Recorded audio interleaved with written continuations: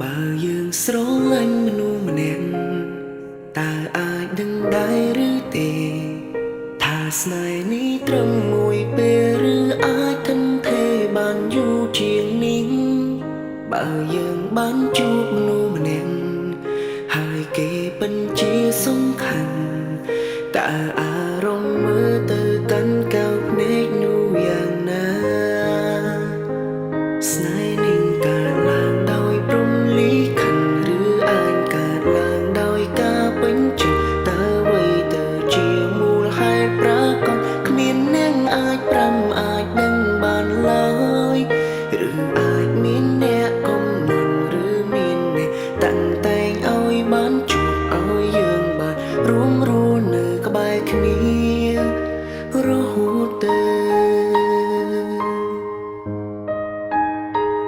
បើយើងស្រឡាញ់មនុស្សម្នាក់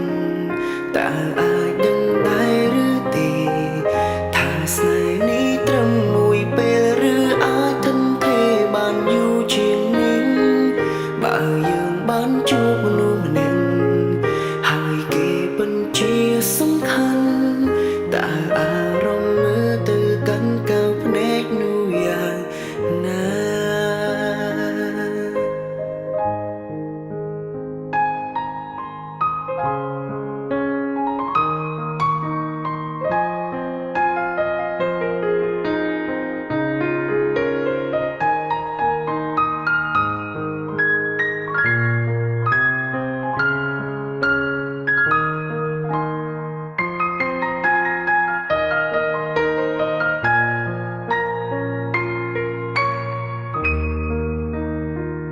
ពេលនាងស្នេហ៍រីងដុំដើរក្នុងចិត្តសុំគុំខ្វល់ខ្វាយរឿងរ៉ាវកន្លងឲ្យសួរសំលេងនៅក្នុងបេះដូងនាំយើងហង្ហាហួរទាំងសូបិន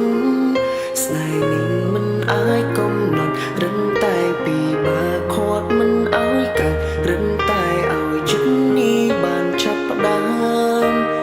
ហំទៅ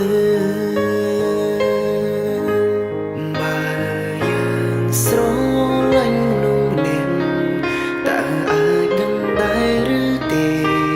ថាស្នេហ៍នេះត្រឹមមួយពេលឬអាចថិនថេរបានយូរជាងនេះបើយើងបានជួបមនុស្សម្នាក់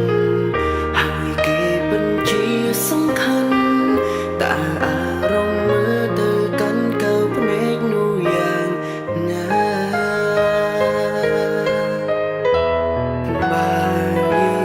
ស្រឡាញ់មនុស្សម្នាក់ហើយនៅដំជាប់ក្នុងចិត្តស្នេហ៍នឹងកើតឡើងដោយព្រំលីខិនយ៉ាងណាក៏មិនសំខាន់ត្រឹមស្រឡាញ់ឲ្យប្រាកដស្រឡាញ់ឲ្យអំពីចិត្តត្រឹមតែប៉ុណ្្នឹងហើយដែលជីវិតខ្ញុំត្រូវការទុំយូរប៉ុណ្ណា